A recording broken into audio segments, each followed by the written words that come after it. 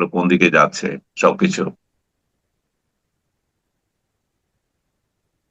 মাহমুদুর রহমান মান্না একটা মন্তব্য করেছেন যে খালেদা জিয়ার শারীরিক অবস্থা কি হয় এর উপর নাকি বাংলাদেশের নির্বাচনটাও নির্ভর করতে পারে। মানে উনি কি নির্বাচন পিছিয়ে যাওয়ার ইঙ্গিত দিলেন কিনা বুঝতে পারছি না, কিন্তু সেরকম কি হওয়ার কোনো আশঙ্কা আপনি দেখেন? আহ ঠিক এই মুহূর্তে বলা যায় না, বাট নির্বাচনের শিডিউল ঘোষণার আগ পর্যন্ত যদি আহ, কিছু হয়, সেটাতে তো নির্বাচন ব্যাঘাত ঘটার কোনো আইনগত কারণ আমি দেখি না। আর মাহমুদুর রহমানের মতো আবার আরেক দলের নেতা এবি পার্টির মঞ্জু সাহেব, উনি বলেছিলেন যে এটা কোনো প্রভাব ফেলবে না। তো আমি ব্যক্তিগতভাবে মনে করি যে এটাতে প্রভাব ফেলবে কেন।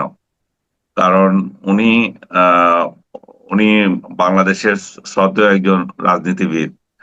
আহ সবার আহ সবারই কপালে আমাদের এক জায়গায় যেতে হবে।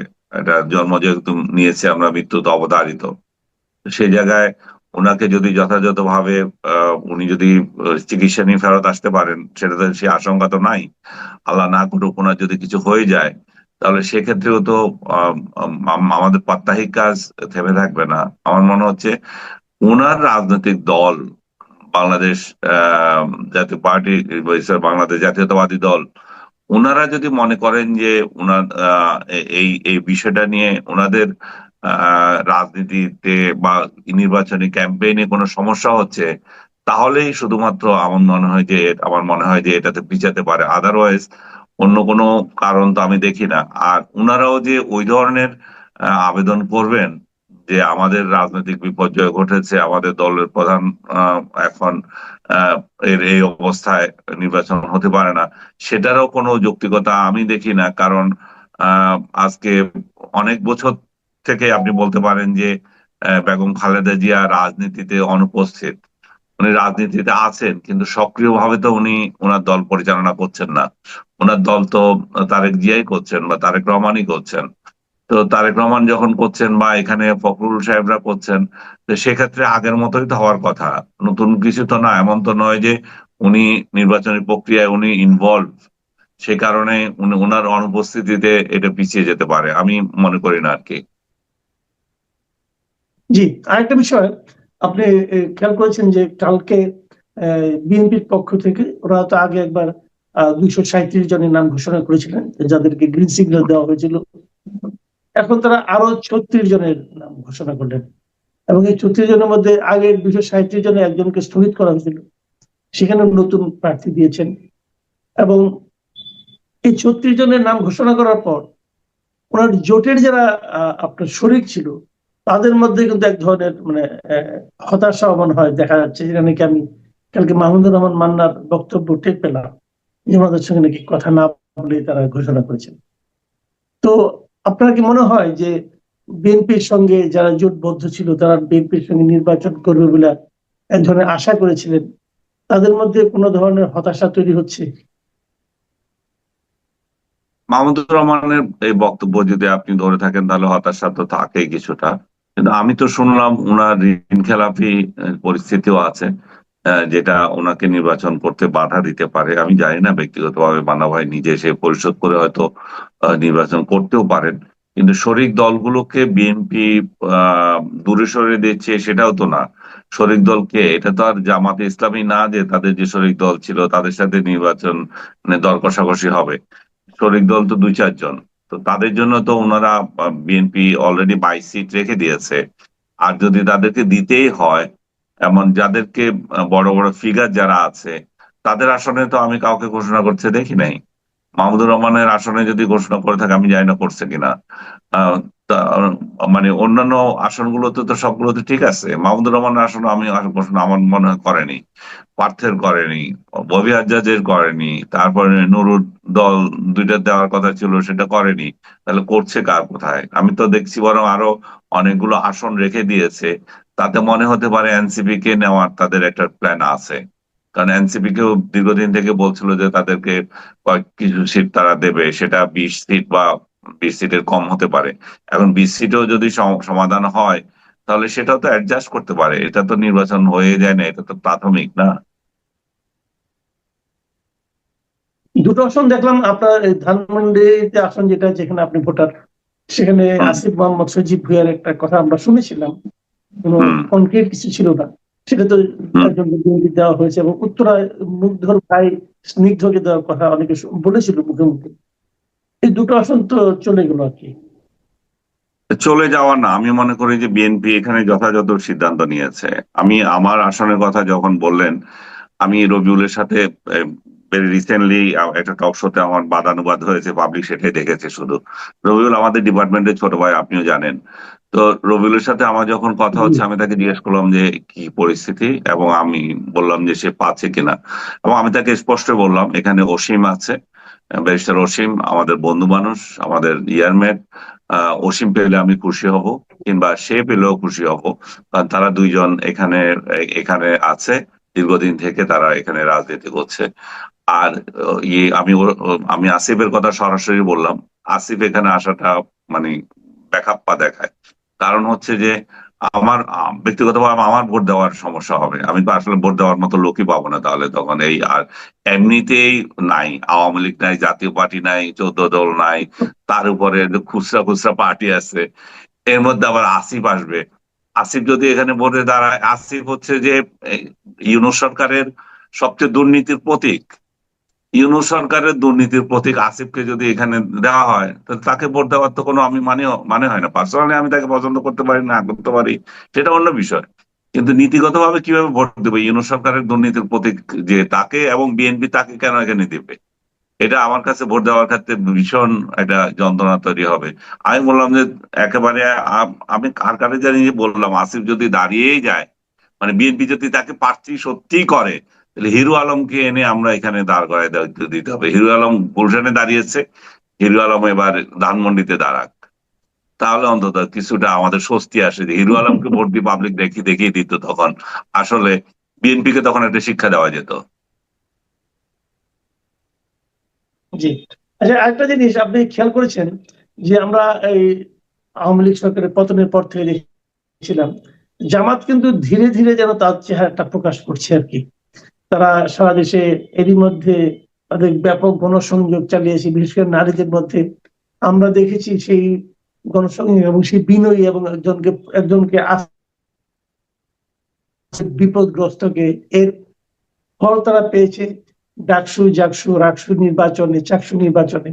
এবং এই নির্বাচনগুলিতে জয়ের পর তাদের জন্য বডি ল্যাঙ্গুয়েজও চেঞ্জ হয়ে গিয়েছে।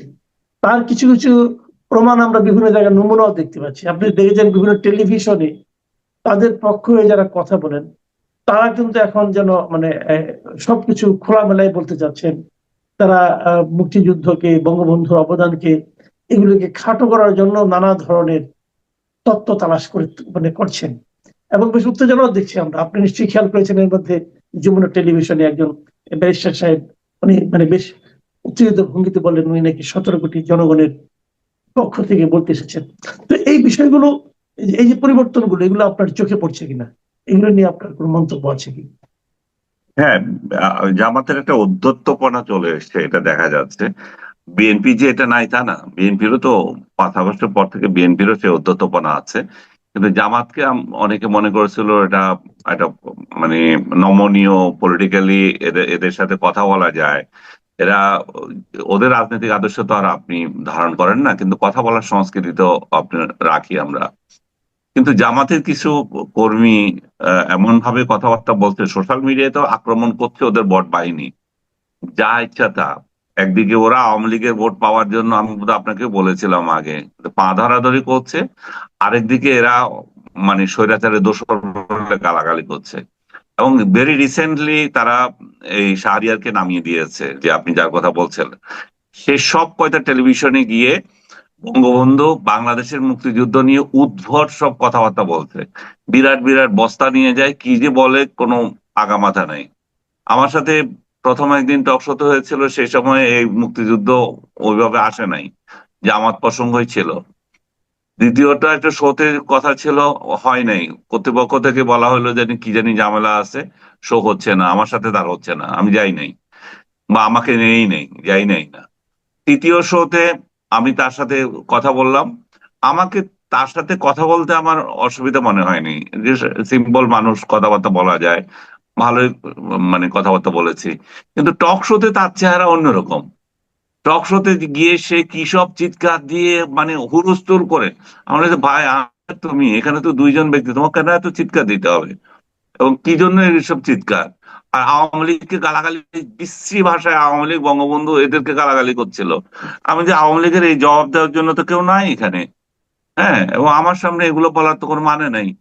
তো আমি দেখলাম যে, এবং তৃতীয় অফার যখন আসলো তার সাথে তৃতীয় চতুর্থ যতগুলো এসছে, আমি বলছি মাপ চাই ভাই, এই পাগলের সঙ্গে, সরি শাহরিয়ার, আমার আমার মাথার মধ্যে এটা, আমার আপনাকেও বলতেছে একজনকে পাগল বলা, যে আমার আমার মনে হয় নাই যে তার সাথে টকশো করার কোনো যৌক্তিকতা আছে।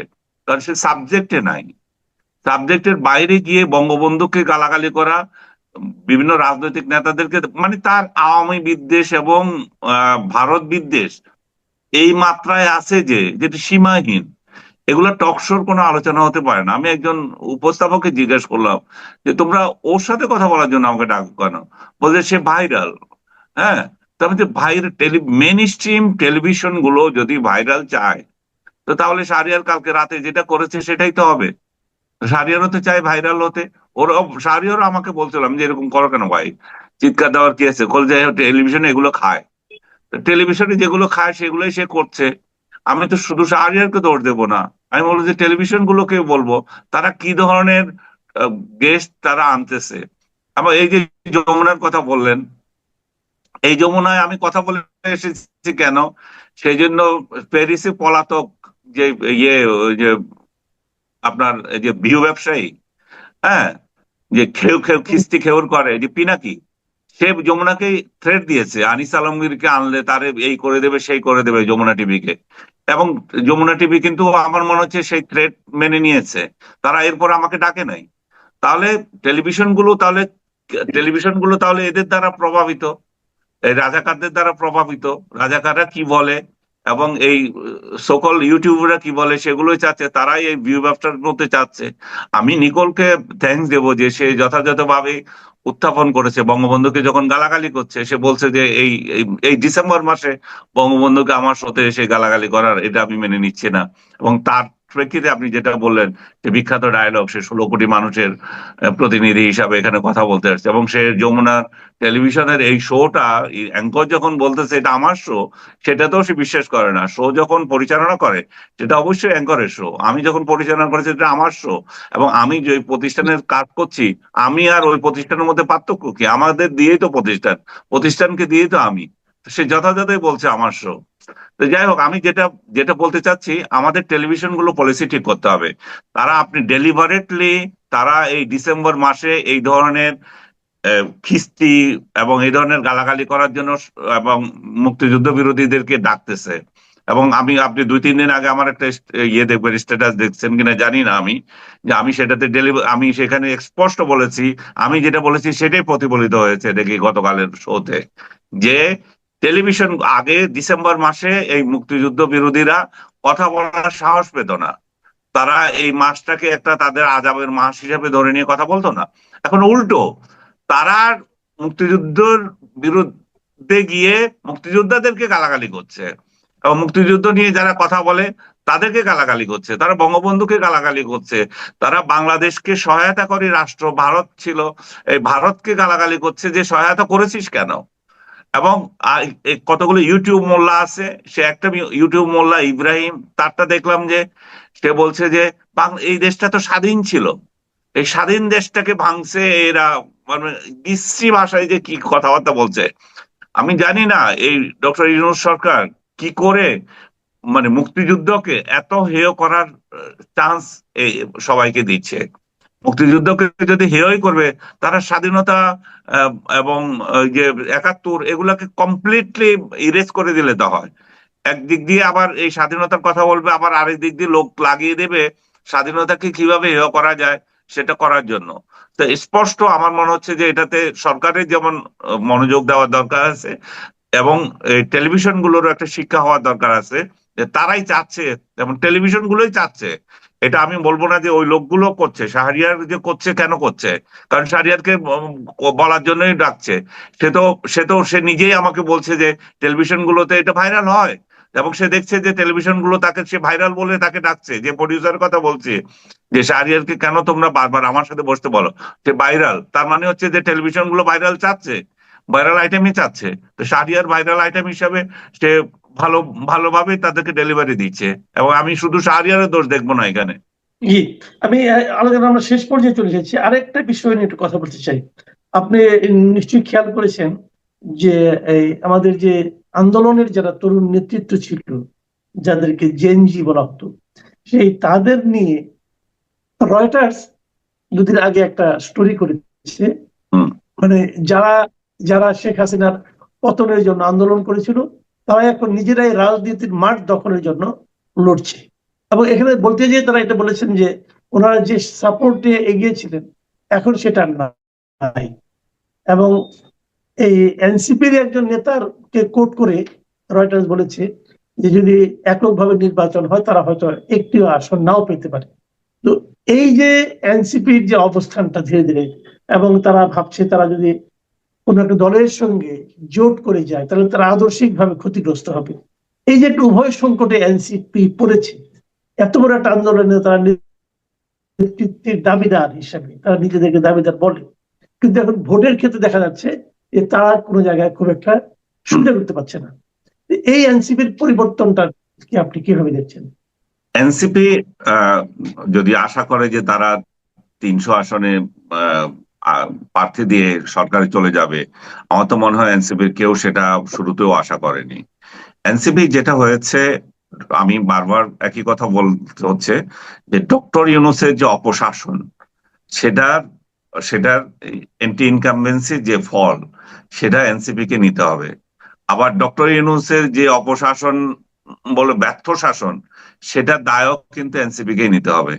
এনসিপির কর্মকাণ্ডের জন্যই ডক্টর ইউনূস ব্যর্থ শাসক হিসেবে প্রমাণিত হচ্ছেন, এবং এনসিপি আবার এই দায় পরিবারের সদস্যদের জন্য ব্যবহৃত হয়, সেটিতে ত্রুটি দেখা দিতেই পারে, কিন্তু সেই অ্যাম্বুলেন্সটি দিনের পর দিন বিকল হয়ে থাকবে, এটি মেনে নেওয়া সম্ভব? আর এটি কি একমাত্র এয়ার অ্যাম্বুলেন্স কাতারের রাজ পরিবারের জন্য যে এটি বিকল্প কিছু নেই? আচ্ছা, পরবর্তীতে জানা গেল যে কাতার জার্মানি থেকে একটা এয়ার অ্যাম্বুলেন্স ভাড়া করছে, সেটি খালেদা জিয়ার জন্য পাঠানো হবে। পরবর্তীতে আবার জানা গেল যে না, জার্মানির এয়ার অ্যাম্বুলেন্স আসছে না, কাতারের এয়ার অ্যাম্বুলেন্সই নিয়ে যাওয়া হবে। আবার সব কিছু যখন ঠিকঠাক, তখন বিএনপি নেতারা দাবি করছিলেন বা বলছিলেন খালেদা জিয়ার শারীরিক অবস্থা বুঝেই তাকে লন্ডন নিয়ে যাওয়া হবে। খুব স্বাভাবিক, খুবই যুক্তিসঙ্গত কথা। খালেদা জিয়ার শারীরিক অবস্থা যে একটা জটিল অবস্থায় পৌঁছেছে, তার জন্য তো অবশ্যই সব কিছু বিবেচনা করেই তাকে মুভ করানো হবে। এখানে তো কারোর ক্ষেত্রে কোনো কারোর মনে কোনো প্রশ্ন থাকার কথা নয়। কাতারের এয়ার অ্যাম্বুলেন্সের পরিবর্তে যে জার্মানির এয়ার অ্যাম্বুলেন্সটা আসার কথা ছিল, সেটি নিয়ে প্রশ্ন করা হলো, তাহলে জার্মানির এয়ার অ্যাম্বুলেন্স নয় কেন? এই প্রশ্নের জবাবে বিএনপি চেয়ারপারসনের উপদেষ্টা এনামুল হক চৌধুরী গণমাধ্যমকে বলছেন, জার্মানি থেকে অ্যাম্বুলেন্স এটা ঠিক আছে। উনি ঠিক কমপ্লিট করেননি সেন্টেন্সটি। তিনি বলছেন যে আমরা নই, কাতার কর্তৃপক্ষই জার্মানি থেকে একটি অত্যাধুনিক এয়ার অ্যাম্বুলেন্সের অ্যারেঞ্জমেন্টটা করে দিচ্ছে। অর্থাৎ বিএনপি চেয়ারপারসন বাংলাদেশের সাবেক প্রধানমন্ত্রীর জন্য রয়্যাল কর্তৃপক্ষের তত্ত্বাবধানে সব কিছু হচ্ছে, এখানে আমাদের কিছু করার নেই। আচ্ছা, এনামুল হক চৌধুরী যেটি বললেন, এই কথাটি নিয়ে কি সবচেয়ে বড় প্রশ্ন উঠতে পারে না? খালেদা জিয়ার জন্য কাতার সব কিছু করবে, কাতারের আশায় বসে থাকতে হবে? কাতার যদি 10 দিন পরে কোনো এয়ার অ্যাম্বুলেন্স পাঠায়, তখন খালেদা জিয়াকে মুভ করানো হবে, অথবা 1 মাস পর পাঠায়? এটি কি ধরনের মন্তব্য? তার মানে কাতারের উপরেই সব কিছু ভরসা করে থাকতে হবে এখন বিএনপিকে? তবে এটুকু স্মরণ করিয়ে দিই, খালেদা জিয়াকে যখন 2024-এ লন্ডন নিয়ে যাওয়া হলো চিকিৎসার জন্য, তখনও কিন্তু কাতারের এয়ার অ্যাম্বুলেন্সই আসার কথা ছিল, তখনও একবার যান্ত্রিক ত্রুটি দেখা দিয়েছিল, তারপর তো এসেছিল। এখন তাহলে সব কিছু আসলে কার উপর নির্ভর করছে, কিসের উপর নির্ভর করছে, আসলে কি ঘটছে? একটি কথা খুব সতর্কতার সঙ্গে বলতে চাই, সেটা হচ্ছে খালেদা জিয়ার কোনো অনাকাঙ্ক্ষিত বিষয় যদি থেকে থাকে, বা খালেদা জিয়ার শারীরিক অবস্থা নিয়ে যদি কোনো ধরনের নাটক সত্যিই কেউ করে থাকে, আমরা জানি না কোনো ধরনের নাটক হচ্ছে কিনা, তারপরেও যদি এই ধরনের কিছু হয়ে থাকে, তাহলে বিএনপির নেতাকর্মীরাই প্রচণ্ড হতাশায় ভুগবে। খালেদা জিয়ার জন্য যে আবেগ, যে ভালোবাসা, যে অনুভূতি তাদের মধ্যে রয়েছে, নেই।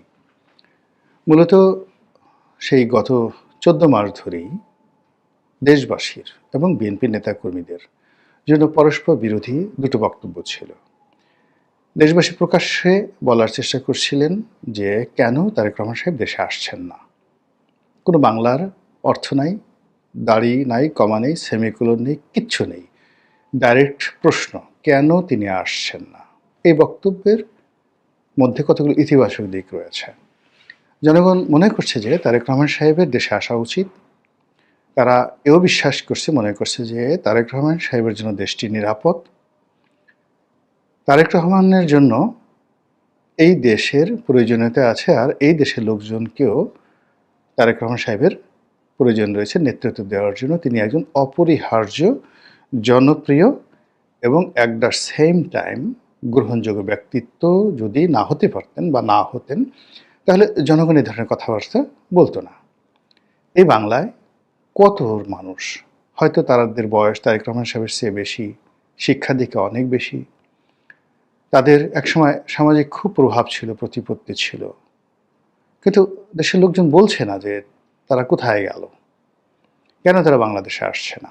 এর কারণ হলো জনগণ তাদেরকে মনে করছে বাংলাদেশের জন্য একটা উটকো ঝামেলা, একটা যন্ত্রণা। ফলে তারা আসবেন কি আসবেন না, বেঁচে থাকবেন কি থাকবেন না, বেঁচে আছেন কি নেই, এটা নিয়ে জনগণের মাথা ব্যথা নেই। সেই জায়গাটিতে যখন তারেক রহমান সাহেবকে নিয়ে আলাপ আলোচনা করছে, এটি শতভাগ ইতিবাচক। এটা নিয়ে কোনো নেতিবাচক চিন্তা করার কোনো হেতু নেই। এখন বিএনপি যেটা পারত সেটি হলো জনগণের এই দাবিটাকে সম্মান জানিয়ে কোনো কথা না বলা, এটা ছিল সর্বোচ্চ। এর কারণ হলো যে তারেক রহমান সাহেব যে কেন আসছেন না, কী কারণে আসছেন না, এটা বিএনপির শীর্ষ পর্যায়ের নেতারা খুব ভালো করে জানেন, আর তারেক রহমান সাহেবও জানেন। কাজে সব কথা তো আসলে জনগণকে বলতে হয় না। এত 18 কোটি মানুষের কাছে আপনি জবাবদিহি করে সবাইকে রাজি খুশি করানোর যে চেষ্টা, এটা আপনি পারবেন না। কিন্তু বিএনপি সেই কাজটি ইচ্ছাই হোক অনিচ্ছাই হোক তারা এই কাজটি করেছে, এবং তারা জনগণের আশা আকাঙ্ক্ষার সঙ্গে তারা কমপ্লাই করার জন্য বা সমঝোতা করার জন্য বা জনগণের আশা আকাঙ্ক্ষাকে তুলে ধরার জন্য, আফোর্ড করার জন্য তারা বলেছেন এই নেতা আজ আসবেন, কাল আসবেন, এলেন বলে। তো এই যখন একটা অবস্থা চলছিল, তখনও জনগণ মনে করছিলেন আচ্ছা ঠিক আছে, নির্বাচনের তফসিল ঘোষণা করলে হয়তো তিনি আসবেন। এবং এই তার যে আগমন, সেই আগমনকে কেন্দ্র করে বাড়ি সাজানো হচ্ছে, গাড়ি কেনা হচ্ছে, সিকিউরিটি বাহিনী নিয়োগ দেওয়া হচ্ছে, বন্দুক কেনা হচ্ছে, মানে পুরো যে সাজ রব, এটার মানে 1% তো দূরের কথা, বিএনপি রাজনীতি বা তারেক রহমান সাহেবের রাজনীতি, প্রধানমন্ত্রী হওয়া, আগামী দিনে দলকে নেতৃত্ব দেওয়া, এই কাজের জন্য এই যে প্রচারণাগুলো হয়েছে, এই প্রচারণাগুলোর কোনো প্রয়োজন ছিল না। ভীষণ রকম অপ্রয়োজনীয় কথাগুলো বলা হয়েছে। আমি অবাক হয়ে যাই যে বিএনপির শীর্ষ নেতৃবৃন্দ, সালাউদ্দিন সাহেবের মতো প্রাজ্ঞ রাজনীতিবিদ, তারাও এই জনগণের ইচ্ছার সঙ্গে, আকাঙ্ক্ষার সঙ্গে, কথার সঙ্গে কমপ্লাই করেছে। আর জনগণ যাতে এই কথাগুলো বেশি বেশি বলে, এজন্য আবার মাঝে মধ্যে যারা আওয়ামী লীগের লোকজন আছেন, জামাতের লোকজন আছেন, তারা তারেক রহমান সাহেবের বিরুদ্ধে নানা রকম নেতিবাচক কথা বলে তাকে প্রভোগ করেছেন। খুবই আপত্তিকর। লন্ডনে বসে এটা হবে না, তারপরে লন্ডনে বসে দল পরিচালনা করা যায় না, আর তার আশারই কী দরকার, সে তো বাংলাদেশ থেকে সেই লন্ডনে হাজার হাজার কোটি টাকায় কত কয়েক মাসে নিয়ে গেছেন, পাচার করেছেন, নতুন গাড়ি কিনেছেন, 4-5টা, এক একটা গাড়ির দাম 10 কোটি 20 কোটি, এরকম নানা রকম যে সকল প্রোপাগান্ডা চালানো হয়েছে, বিএনপি এগুলোতে রেসপন্ড করেছে। বিএনপির অনেক নেতাকর্মী যারা আছেন শীর্ষ পর্যায়ে তারা বলার চেষ্টা করেছেন, না, তার নেতার গাড়ি নেই, এই যে যে গাড়িটা দেখেছেন লন্ডনে, এই গাড়ি অন্যের। তারপর তিনি খুব ভাঙাচোরা গাড়িতে চড়েন। তারপর তিনি একটা খুব ছোট রুমে থাকেন, যেখান থেকে তিনি স্কাইপেতে আসেন। সেই রুমটা যে একেবারে একটা কবরের মতো ছোট একটা রিডিং রুম, হয়তো 4 ফিট বাই 4 ফিট এরকম ছোট একটা রুম। এটা প্রমাণ করে তার দারিদ্রতা প্রমাণ করার চেষ্টা করা হয়েছে। এবং সে যে ওখানে খুব সাধারণ জীবনযাপন করেন, মেট্রোতে চড়েন, তারপর বাসের জন্য অপেক্ষা করেন, একা একা ঘোরাফেরা করেন, এই বিষয়গুলো অতি মানবীয়, অতি সাধারণ, যাকে বলা হয় সুপারম্যান থেকে বানানোর জন্য বিএনপির যে সকল লোকজন বুদ্ধি দিয়েছে এবং প্রচার করেছে তারা মূলত তার সর্বনাশ করেছে। এটা দরকার ছিল না। তিনি শহীদ প্রেসিডেন্ট জিয়াউর রহমান সাহেবের ছেলে, বেগম জিয়ার ছেলে, 3 বারের প্রধানমন্ত্রী, রাষ্ট্রপতির ছেলে, প্রধানমন্ত্রীর ছেলে, সেনাপ্রধানের ছেলে। আর তার যে পারিবারিক ব্যাকগ্রাউন্ড, তার দাদা পাকিস্তান সরকারের, তার আগে ব্রিটিশ সরকারের অতি উচ্চ পদের একজন বৈজ্ঞানিক কর্মকর্তা ছিলেন। তার নানার পরিবার, তারাও ধনাঢ্য পরিবার। মানে আপনি চিন্তা করুন যে পাকিস্তান জমানাতে বেগম জিয়ার যে বড় বোন চকলেট আপা, তার একটু লেখাপড়াটা খোঁজ নিয়ে দেখেন তো, সে কি ম্যাট্রিক পাস? না, বিএ পাস করতে গিয়ে 4 বার ফেল করেছেন। তার এডুকেশন কোয়ালিটিটা কি? তারপর যে তার যে মামা সাইদ ইস্কান্দার, অন্যান্য যারা মামা আছেন, মানে তাদের অবস্থা কি? পাকিস্তান জমানাতে মিলিটারিতে চান্স পাওয়া, একজন কমিশন অফিসার হওয়া, ইদানিং এখনকার যুগেও যদি আপনি ধরেন বাংলাদেশ সেনাবাহিনীর একজন সেকেন্ড লেফটেন্যান্ট হলেন বা একজন ক্যাপ্টেন মেজর হলেন, আপনি তাকে কি খুব খারাপ অবস্থার লোকজন মনে করেন? তো পাকিস্তান জমানাতে সেই সাইদ ইস্কান্দার সাহেব, তিনি পাকিস্তান আর্মিতে কমিশন পেয়েছিলেন।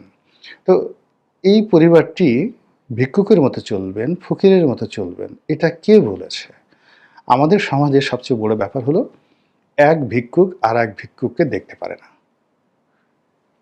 রাজনীতিবিদ যারা অভিজাত, ব্লু ব্লাড, যাদের রক্ত ভালো, যাদের অনেক টাকা পয়সা আছে, জমিদারি আছে, বা বাবার জমিদারি ছিল, দাদার জমিদারি ছিল, ভোটাররা দিন শেষে তাদেরকেই পছন্দ করে।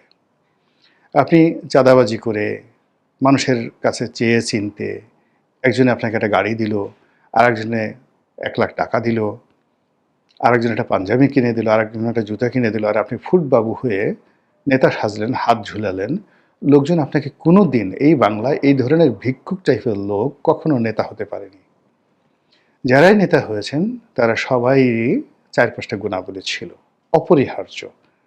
প্রথম গুণাবলী হলো প্রচণ্ড সাহসী। দ্বিতীয় গুণাবলী হলো তারা মার দিয়েছে, কিন্তু কখনো মার খায়নি। আপনি পথে ঘাটে চল খাচ্ছেন, থাপ্পড় খাচ্ছেন, লাথি গুঁতো খাচ্ছেন, এই ধরনের লোক জীবনে কখনো নেতা হতে পারেনি। এটা বোঝার চেষ্টা করুন। তো সেই অর্থে তারেক রহমান সাহেবকে যদি আপনাকে আপ হোল্ড করতে হয়, তাহলে তার মিলিটারি তার মাজা ভেঙে দিয়েছে, কোমর ভেঙে দিয়েছে, এবং তাকে গ্রেপ্তার করা হয়েছে। এই দৃশ্যগুলো যারা সামনে এনেছে পাবলিক সেন্টিমেন্ট গ্রো করার জন্য, তারা তারেক রহমান সাহেবের 12টা বাজিয়ে দিয়েছেন। দ্বিতীয়ত যে বিষয়গুলো, যে তাকে অতি দরিদ্র হিসেবে বর্ণনা করা, অতি সৎ হিসেবে এই মুহূর্তে বর্ণনা করা, এগুলোর কোনো প্রয়োজন ছিল না, একেবারেই প্রয়োজন ছিল না। এই অপ্রয়োজনীয় কর্মকাণ্ডগুলো গত কয়েক মাসে মারাত্মকভাবে করা হয়েছে।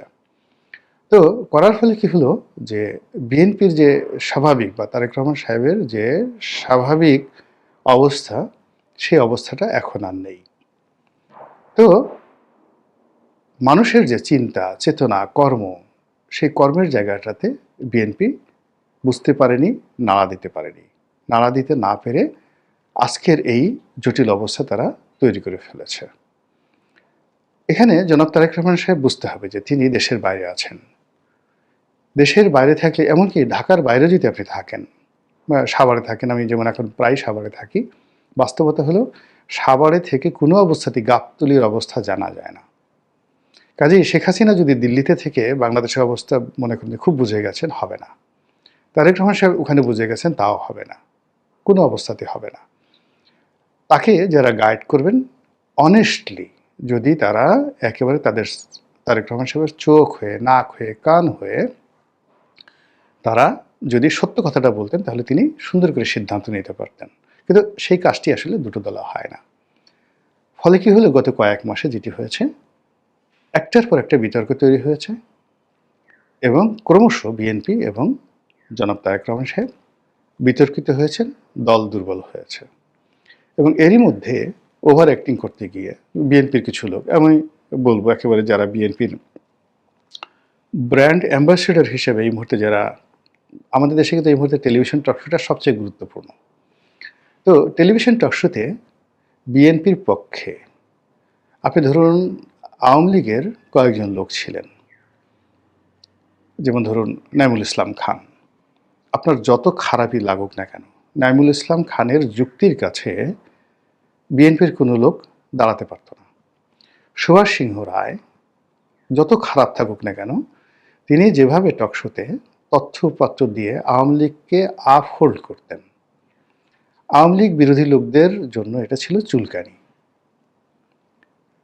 কিন্তু সুভাষ সিংহ রায়কে চ্যালেঞ্জ জানানোর মতো অবস্থা ছিল না মোহাম্মদ এ আরাফাত কিংবা সমর রেজাউল করিম। এরকম আওয়ামী লীগের অন্তত 1 ডজন টেলিভিশন স্টার ছিলেন, যারা টেলিভিশনে আসলে আপনি ইচ্ছাই হোক অনিচ্ছাই হোক দেখতে বাধ্য হতেন।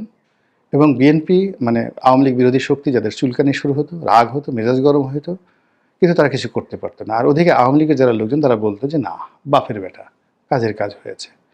কিন্তু এই সময়টিতে আপনি যদি দেখেন, বিএনপির পক্ষে ন্যারেটিভ তৈরি করবে সামাজিক মাধ্যমে একজন স্টার নেই, নো সিঙ্গেল ওয়ান, যে একটা স্ট্যাটাস দিলে মুহূর্তের ভিতরে 20,000 অর্থাৎ 1 ঘন্টায় 20,000 লাইক কমেন্ট পড়ে, যেটাকে অর্গানিক বলা হয়, এরকম একজন সিঙ্গেল লোক সেলিব্রিটি বিএনপিতে নেই। তারেক রহমান সাহেবের ওখান থেকে যে সকল যাকে বলা, বা মিডিয়া সেল থেকে যে সকল, বা ওই বিএনপির পেজ থেকে যে সকল স্ট্যাটাস আছে, ওইগুলোকে প্রমোট করা হয়, টাকা দিয়ে প্রমোট করা হয়, কিন্তু ওইগুলো কোনো ইমেজ দেয়। কিন্তু অ্যাজ এ পার্সন বিএনপির কোন নেতা বা নেত্রী বলেন তো, যার একটি স্ট্যাটাস এইভাবে ভাইরাল হয়ে যায় এবং জনগণ গ্রহণ করে? এরশাক আছে, এরশাকের কিছু ফলোয়ার আছে, কিন্তু এরশাক তো এরশাকের লেভেলের, এরশাকের কোনো কথা জ্ঞানী গুণী বুদ্ধিজীবী বা যারা সিদ্ধান্ত তৈরি করে, তারা মানে তার কোনো বক্তব্য গ্রহণ করার মতো অবস্থা নেই। মানে অর্থাৎ এরশাক যেটা বলে, ইলিয়াস যেটা বলে, পিনাকি যেটা বলে, হিরো আলম যেটা বলে, এর মধ্যে সোশ্যাল মাধ্যমে যে সমর্থন, কোনো ডিফারেন্স নেই। কিন্তু ধরুন সেই ডক্টর জাফর ইকবাল আওয়ামী লীগের পক্ষে যে ন্যারেটিভ তৈরি করতেন, কিংবা ধরুন মুনতাসির মামুন যে কাজটি করতেন, সেই কাজটি তো বিএনপির কেউ করতে পারছে না, নো ওয়ান, একজন বুদ্ধিজীবী নেই। দ্বিতীয়ত হলো যে বিএনপির পক্ষে লিখবে যেটা আওয়ামী লীগের আবেদ খান ছিলেন, আওয়ামী লীগের মুনতাসির মামুন সাহেব ছিলেন, এবিএম মুসা সাহেব ছিলেন, আরও অনেক লোক, আব্দুল গাফফার চৌধুরী লেখেন। আব্দুল গাফফার চৌধুরী লিখবেন আর সেটা পড়বে না, এর কোনো লোক নাই। এখন বিএনপিতে কিন্তু বেশ কয়েকজন ভালো কলাম লিখতেন একটা সময়। মাহমুদুর রহমান আমার দেশে, উনি লিখতেন। জায়জাদিনের শফিক রেহমান লিখতেন। রয়টার্সের আতিকুল হক ছিলেন, তিনি লিখতেন। অসাধারণ তাদের মানে দক্ষতা ছিল কলম সৈনিক হিসেবে। এখন দেখেন তো, বিএনপির একটা লোক 1000 ওয়ার্ড বাংলা সুন্দরভাবে লিখতে পারে, আর সেটা সুখপাঠ্য, মানুষ পড়বে, এরকম একজন সিঙ্গেল লোক বিএনপিতে নেই, সিঙ্গেল লোক নেই। কোনো পত্রপত্রিকার সঙ্গে তাদের সম্পর্ক নেই। যার ফলে কি হলো, চারিদিকে শুধু ধোঁয়াশা, কুয়াশা, এবং এর মধ্যে বিএনপি যারা প্রতিপক্ষ খুব সুকৌশলে তাদের ম্যাটিকুলাস ডিজাইন ব্যবহার করে বিএনপির সম্পর্কে, স্পেশালি তারেক রহমান সম্পর্কে এমন কতগুলো ন্যারেটিভ ছড়িয়ে দেওয়া হয়েছে, সেই ন্যারেটিভই গত 15 মাসে এই দলটি তছনছ হয়ে গেছে। আর সর্বশেষ এখন বিএনপিকে নিয়ে ঠাট্টা হচ্ছে যে তারেক রহমান সাহেবের বিড়ালের পাসপোর্ট হয়ে গেছে। এটা ভীষণ রকম অবমাননাকর। মানে একটা বিড়ালের পাসপোর্ট হয়ে গেছে, তারেক রহমান সাহেবের পাসপোর্ট হয়নি। আমি এতটুকু শুধু বলতে পারলাম, বিড়ালের ভিসা হয়ে গেছে, তারেক রহমান সাহেবের এখনো হয়নি। বিড়াল সিদ্ধান্ত নিয়েছে, বা বিড়ালের মালিক সিদ্ধান্ত নিয়েছে বিড়ালের জন্য বিড়াল আসবে বাংলাদেশে, কিন্তু বিড়ালের মালিক আসবে কিনা এটা মালিকের মুখ থেকে শোনা যাচ্ছে না। বুঝা যাচ্ছে? দেশে দেখছি যে কেউ চায় না, ইভেন আওয়ামী লীগ তার মতো করে কথা বলে রাখছে। সজীব ওয়াজেদ জয় বলে রেখেছেন যে নির্বাচন যদি আওয়ামী লীগ ছাড়া হয় তাহলে সেই নির্বাচন প্রতিহত করা হবে। অতএব এইটুকু মোটামুটি স্পষ্ট করে বলা যায় যে ফেব্রুয়ারিতে নির্বাচন হচ্ছে না। যেহেতু ফেব্রুয়ারিতে নির্বাচন হচ্ছে না, নানান ধরনের সমীকরণ নিশ্চয়ই গড়ে উঠবে, এবং সেই সমীকরণগুলো যে আমাদের জন্য খুব ভালো কিছু বয়ে নিয়ে আসবে আমার মনে হয় সেটা না। বাংলাদেশ প্রচন্ড একটা অস্থির জায়গায় যাচ্ছে, অস্থির জায়গাতে আছে, অস্থির থেকে অস্থিরতর জায়গায় যাচ্ছে, এটি আমার আশঙ্কা।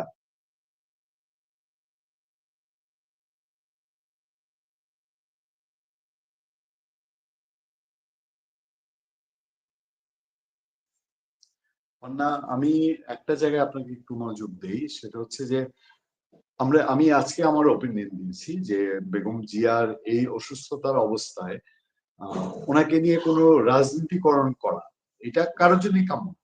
আমরা সবাই, আপনিও আপনার প্রতি কন্টেন্টে তার জন্য দোয়া করছেন, এবং সবাই সারা দেশ এবং বাংলাদেশের মানুষ উনি একটা অনন্য উচ্চতায় চলে গেছেন।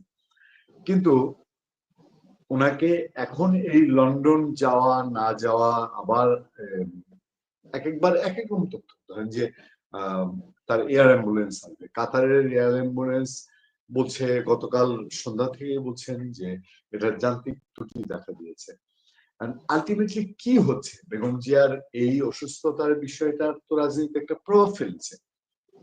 এই প্রভাবটা মেজর আখতারুজ্জামান রঞ্জন আপনার সঙ্গে শো করেছেন, সেই শো নিয়ে কি কি হয়েছে আমরা জানি, কিন্তু আলটিমেটলি মেজর আখতারুজ্জামান রঞ্জন খুব সাদা মনে কথা বলেছেন, এবং আপনি একজন অ্যাঙ্কর হিসেবে সেটা উপস্থাপন করেছেন। বিএনপির মধ্যে, বিএনপি তৃণমূলে আমরা চলি, আমি তো বলেছি যে আমি সশরীরে বিএনপি তৃণমূলে যোগাযোগ করেছি, বিএনপির কেন্দ্রীয় অফিসে গিয়েছি, তাদের স্থায়ী কমিটির লোকজনের সঙ্গে দেখা হয়েছে। সবার মধ্যে এই প্রশ্ন মেজর আক্তার এটা বলে ফেলেছেন এবং আপনি শো করেছেন। এখন বেগম জিয়ার মতন একজন মানুষের, যদি, আমি কাউকে দোষারোপ করছি না, কিন্তু তার এই জীবন সায়ান্নে তাকে এটা নিয়ে যদি রাজনীতিকরণ করা হয়, এইটার কি অর্থ দাঁড়াতে পারে? যে কে করছে এটা? তারেক রহমান আসতে পারছেন না, কেন আসতে পারছেন না এটা আপনিও বুঝেন, আমরাও বুঝি, কেউ আমরা ওই ভাস্করের নাম মুখে নিতে পারছি না। এইসবের মধ্যে ওনাকে টেনে আবার নিতে হবে লন্ডনে উচ্চ চিকিৎসার জন্য। যে কোনো সন্তানই তার মাকে সর্বোচ্চ ব্যবস্থা করতে পারে, কিন্তু এবারে বিষয়টা কিরকম ঘোলাটে হয়ে যাচ্ছে না? ঘোলাটে অবশ্যই হচ্ছে, ঘোলাটে অবশ্যই হচ্ছে। দেখুন, যা কিছু ঘটছে, মানুষের মুখ আপনি কতক্ষণ বন্ধ রাখবেন? বা মানুষ তো যার যার মতো করে বিশ্লেষণ করার চেষ্টা করবে, ব্যাখ্যা করার চেষ্টা করবে। আমরা বিএনপির পক্ষ থেকে যা বলা হচ্ছে, নিশ্চয়ই আমরা সেটা ধরে নিতে চাই যে খালেদা জিয়া আহ একেবারে মানে একটা স্থিতিশীল অবস্থা আছেন। হয়তো উন্নত চিকিৎসার জন্য তাকে নিয়ে যাওয়া হবে, তিনি সুস্থ হয়ে ফিরবেন। আমরা এই আশাবাদ করছি, সারা দেশের মানুষ তার জন্য প্রার্থনা করছেন। কিন্তু গত ২ দিনের যে সিনারিও একের পর এক, তাতে মানুষ একটু বিভ্রান্তির মধ্যে পড়তেই পারেন বা পড়েছেন, স্বাভাবিক। হয়তো মেজর আক্তার সাহেব আম আমার সাথে যে কথাগুলো বলেছেন সরাসরি তিনি তার আ আ যে হিসাবটি সেটি তুলে ধরেছেন যে খালেদা জিয়ার কি অবস্থা এখন। কেউ হয়তো প্রকাশ্যে বলছেন, কেউ প্রকাশ্যে বলছেন না। কেউ একেবারে আম গণমাধ্যমের সামনে এসে বলছেন হয়তো, কেউ হয়তো স্ক্রিনের পিছনে চুপি, চুপি বলছে। আবার কেউ হয়তো বিশ্বাস করতে পারছেন যে সত্যি, সত্যি না খালেদা জিয়া আ এখনো সুস্থ হওয়ার জন্য যুদ্ধ করছেন। যেটিই হোক না কেন, গত ২ দিনে মনে করুন যে গতকাল বৃহস্পতিবার ডক্টর জাহিদ হোসেনের ব্রিফিং করার কথা ছিল দুপুরের দিকে। কিন্তু তিনি আ ব্রিফ করলেন ব্রিফ করলেন বেশ কয়েক ঘন্টা পরে এসে। কেন? কি কারণে? এইগুলো তো প্রশ্নবিদ্ধ হয়েছে। শুক্রবার সকালের মধ্যে, বৃহস্পতিবার মধ্যরাত থেকে শুক্রবার সকালের মধ্যে লন্ডন নিয়ে যাওয়ার কথা খালেদা জিয়াকে চিকিৎসার জন্য। কাতার এয়ারওয়েজের একটি এয়ার অ্যাম্বুলেন্সে। তো আমরা পরবর্তীতে শুনলাম যে না, সেটি বিকল হয়ে গেছে বা যান্ত্রিক ত্রুটি দেখা দিয়েছে। এখন কবে এটি ঠিক হবে তার আগে মেজর ফখরুল ইসলাম আলমগীর সাহেব শুক্রবার আবার জানালেন যে রোববারের মধ্যে তাকে উন্নত চিকিৎসার জন্য লন্ডন নিয়ে যাওয়া হবে। আবার ওইখানেই তিনি বলছেন যে যদি তিনি সুস্থ থাকেন, নিয়ে যাওয়ার মতো অবস্থা হয়, তাহলে ডাক্তারের পরামর্শ অনুযায়ী নেওয়া হবে। তাহলে রোববারের কথা বলবেন কেন? উনি একবারে যদি বলবেন তাহলে বলতে পারতেন ডাক্তারের পরামর্শ অনুযায়ী যদি তার শারীরিক কন্ডিশন সুস্থ থাকে, ধকল সামলাতে পারেন, তাহলে রোববার নিয়ে যাওয়া হবে। খন্ড খন্ড কথা আসছে। আবার আমরা শুনলাম যে কাতার থেকে যে এয়ার অ্যাম্বুলেন্সটি আসার কথা সেটি বিকল হয়ে, মানে এখনো ঠিক হয়নি। জার্মান থেকে কাতার নিজে ভাড়া করে খালেদা জিয়ার জন্য পাঠাচ্ছে। এই যে বিষয়গুলো, এগুলো মানুষের মধ্যে নানান ধরনের শঙ্কা সৃষ্টি করছে, আশঙ্কা সৃষ্টি করছে, সন্দেহ সংশয়ের সৃষ্টি করছে। আবার ধরুন খালেদা জিয়া যখন অসুস্থ ছিলেন, বা এখন তো নিশ্চয় আছেন, আমি দুদিন আগে কথা বলছি, একজন এক এক ধরনের কথা বলছিলেন বিএনপি নেতৃত্বের মধ্য থেকে। কেউ বলছেন যে তার শারীরিক অবস্থা স্থিতিশীল, কেউ বলছেন তিনি আগের চেয়ে খারাপ হয়েছেন, কেউ বলছেন না তিনি তার অবস্থা আগের চেয়ে ভালো হচ্ছে। আবার প্রেস উইং থেকে বলা হচ্ছে যে খালেদা জিয়া সম্পর্কে একমাত্র তার ব্যক্তিগত চিকিৎসক ডক্টর এজেএম জাহিদ হোসেন ছাড়া অন্য কেউ ব্রিফ করলে তার কথা ধরবেন না। তো তার কথা ধরবো না, আমরা তো এমনটাই চাই। উনি ঘন্টায় ঘন্টায় ব্রিফ করবেন, গণমাধ্যমে সেটি ঘন্টায় ঘন্টায় নিউজ কভার করার জন্য প্রস্তুত রয়েছে। কিন্তু আমরা দেখলাম যে এর আগে তো কেউ প্রশ্ন করার আগেই বিভিন্ন জনের বিভিন্ন কথা বলছেন। ঠিক একইভাবে ওই প্রেস লিস্ট দেওয়ার পরেও এখনো পর্যন্ত বিভিন্ন জনে বিভিন্ন কথা বলছেন। সো এই জায়গা থেকে মানুষের মধ্যে নানান ধরনের গুঞ্জন বলি, গুজব বলি, এগুলো সৃষ্টি হচ্ছে। এগুলো তো সাধারণ মানুষের দোষ না। দায়িত্বশীল যারা, তাদের কাছ থেকেই এইগুলো ছড়াচ্ছে। এবং একই সঙ্গে যেই প্রশ্নগুলো মানুষের মধ্যে দাঁড়িয়েছে যে খালেদা জিয়া যে এত গুরুতর অবস্থায় বেশ কয়েকদিন রিভার কেয়ার হসপিটালে রয়েছেন, সেখানে তার এতদিন পর এসে কেন খালেদা জিয়াকে বিশেষ গুরুত্বপূর্ণ ব্যক্তি ঘোষণা করে এসএসএফ এর নিরাপত্তা সদস্যদের নিয়োগ দেওয়া হলো? এসএসএফ এর সদস্যদের নিয়োগ দেওয়া হবে কেন? মানে এটা তো আমি নিজেই প্রশ্ন রাইজ করেছি। তার এখন দরকার বিশ্বের সর্বোচ্চ চিকিৎসা ব্যবস্থা। তার তো সর্বোচ্চ বাড়তি, মানে বাহ্যিক নিরাপত্তার দরকার নেই। মানে এইগুলো না আমাদেরকে, মানে সাধারণ মানুষকে অনেক বেশি প্রশ্নবিদ্ধ করছে। সেই জায়গা থেকে কেউ কেউ আশঙ্কা যুক্ত হয়েছেন কিছু হয়ে গেল কিনা, আবার কেউ কেউ আশায় বুক বাঁধছেন। তো গুজব ছড়ানোটাই তো মনে হয় স্বাভাবিক। আর যে রাজনীতির কথা বলছিলেন, আমি জানি না এখানে কোনো রাজনীতি চলছে কিনা, আমি সত্যিই জানি না, চলার কথা নয়। যদি চলেও থাকে, কথা বলছি আমি, যদি চলেও থাকে অন্তত তারেক রহমানের সেটি একসেপ্ট করার কথা নয়। তিনি তার মা, তিনি তো বলবেন যে না, সবার ঊর্ধ্বে আমার মা, এবং এই জায়গা কোনো ছাড় নয়, রাজনীতি সবকিছুকে নিয়ে নয়। কিন্তু আমরা দেখছি যে অনেকের পক্ষ থেকে এই অভিযোগটি আসছে কেন, সেই কারণে তো ব্যাখ্যা করলাম।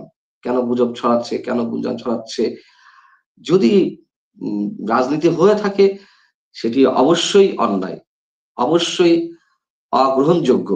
তবে রাজনীতি যদি হয়েও থাকে, এটি কিন্তু খুব বেশি দিন বাংলাদেশের রাজনীতিতে প্রভাব ফেলবে না, এটা আমি বিশ্বাস করি। কেন করি?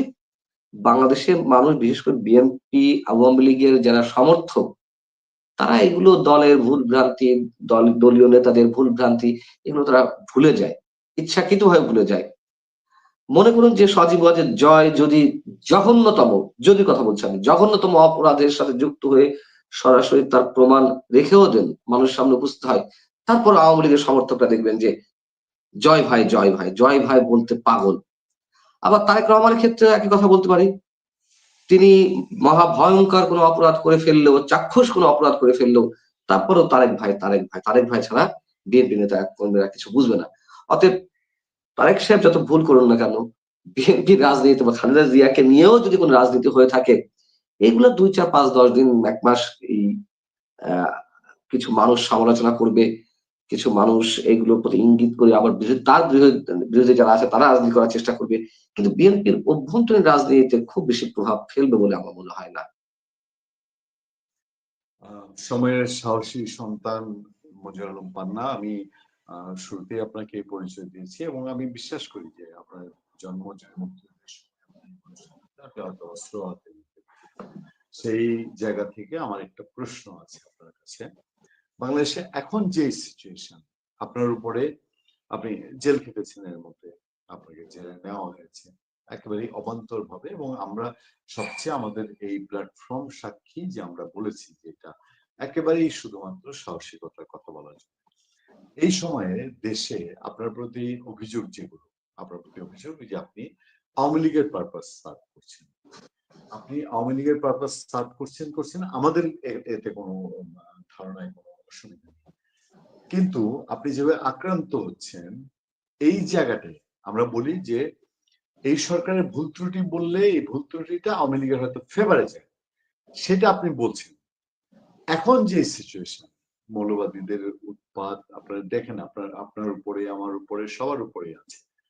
এই সিচুয়েশনে বাংলাদেশে আগামী নির্বাচন যদি হয়, ধরেন কোনোভাবে হলো, বিএনপি তো তার দিক থেকে বিএনপি সারেন্ডার করেছে, এই নির্বাচন হলেও ডক্টর ইউনূসের তো এক্সিটের জন্য এটাই করতে হবে এখন, এই নির্বাচন হলেও আমরা কোন পথে যাব?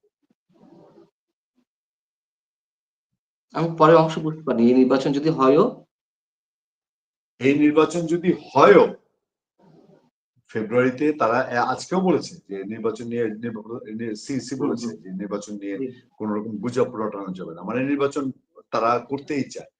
যদি হয়, হলেও আমরা কোন পথে যাব? আমরা কি স্বস্তির বাংলাদেশ ফিরে পাবো কিনা? না, কারণ আওয়ামী লীগ নিশ্চিত এখন ভাবে একটা নয়, ফ্যাক্টর, নিশ্চিত আমরা কি ভাবে নয়, স্বস্তির বাংলাদেশের দিকে এগুচ্ছি কিনা? প্রশ্নে ওঠে না, প্রশ্নে ওঠে না।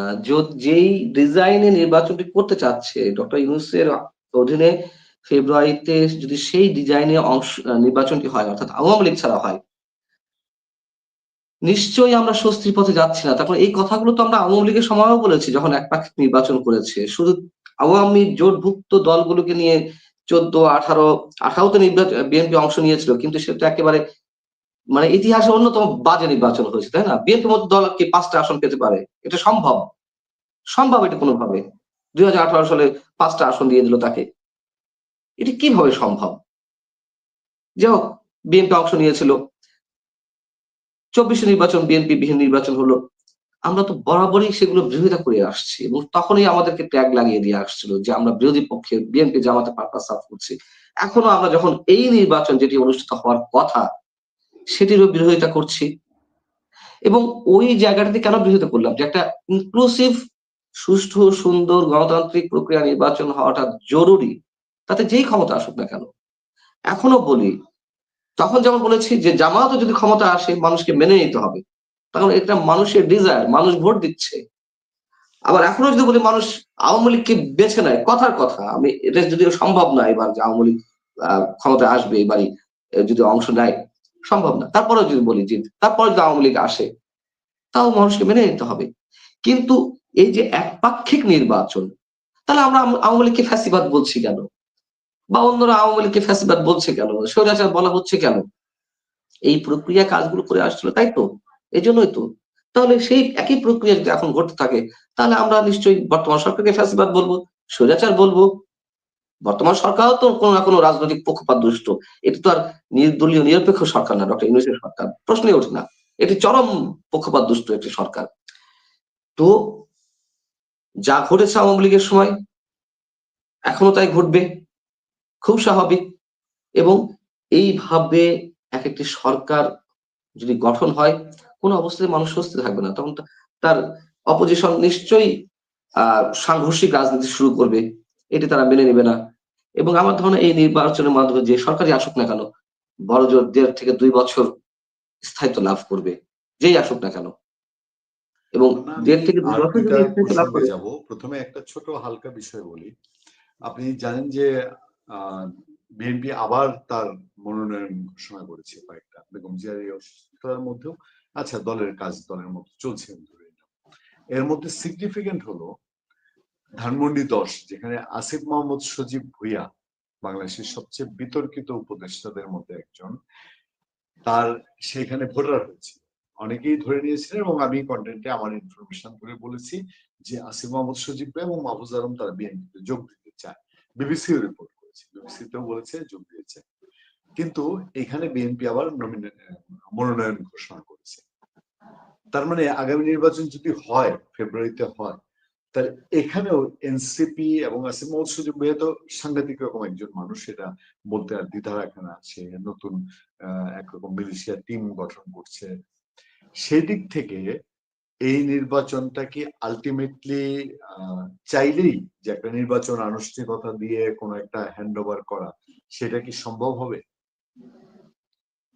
আমি আসলে আপনার কথাগুলো খুব মানে আস্তে শোনা যাচ্ছে, মানে খুব ক্ষীণ শুনতে পাচ্ছি। আমি বলছি যদি যে আসিফ মাহমুদ সজীব ভুঁইয়া সে ধানমন্ডি 10-এ তার ভোটার চেঞ্জ করেছিল, কিন্তু সেইখানে বিএনপি মনোনয়ন ঘোষণা করেছে। এবং বাংলাদেশের উপদেষ্টাদের মধ্যে আসিফ মাহমুদ সজীব ভুঁইয়া সবচেয়ে বিতর্কিত মানুষ। কথা হয়েছিল এরকমও, বিবিসিও রিপোর্ট করেছে যে আসিফ মাহমুদ সজীব ভুঁইয়া সে বিএনপিতে যোগ দিতে পারে। সেই ক্ষেত্রে এখন যেহেতু এখানে বিএনপি মনোনয়ন ঘোষণা করেছে, তাহলে আগামী নির্বাচন কি সহজভাবে তারা ছেড়ে দিবে? কারণ আসিফ মাহমুদ সজীব ভুঁইয়া কিন্তু একটা নতুন টিম গঠন করছে, এখানে ছেলেপেলেকে ট্রেনিং দিচ্ছে, সশস্ত্র ট্রেনিং দিচ্ছে, তাদের আগে থেকে প্রস্তুতি আছে, দেশে অস্ত্র আছে। সেই ক্ষেত্রে কি এটা খুব সহজ হবে যে যদি ফেব্রুয়ারিতে নির্বাচনই হয়? কোনো জায়গাতেই হবে না। ডক্টর ইউনূস তার এক্সিটের আসিফ মাহমুদ সজীব ভুঁইয়াকে নমিনেশন দিয়ে যদি বিএনপি নমিনেশন না দেয় বা ছাড়ও দেয়, ওখানে কোনো প্রার্থী না রাখে, দুঃখিত, তখনও সহজ হবে না। যদি তাকে নাও নেয়, এখন যে প্রার্থী ঘোষণা করেছে, সেক্ষেত্রেও সহজ হবে না, কোনো দিক থেকে সহজ হবে না। তারপরে একটা বড় কথা বলে রাখি, মানে রাজনীতির জন্য যেই প্রার্থীটা ঘোষণা করা হচ্ছে বিএনপি থেকে, এর আগে তো 237 জনের নাম ঘোষণা করা হলো, সেখান থেকে আবার অনেক কাটছাট হয়েছে, নতুন নাম মুখ এসেছে, এখন আবার নতুন করে কারো নাম ঘোষণা করা হচ্ছে, আবার এর মধ্যে দিয়ে কাটছাট হবে। অতএব আমরা এইকে নিয়ে এখনই কোনো চূড়ান্ত সিদ্ধান্তে যেতে পারি না। তফসিল ঘোষণার পরে যখন চূড়ান্তভাবে নাম ঘোষণা করা হবে,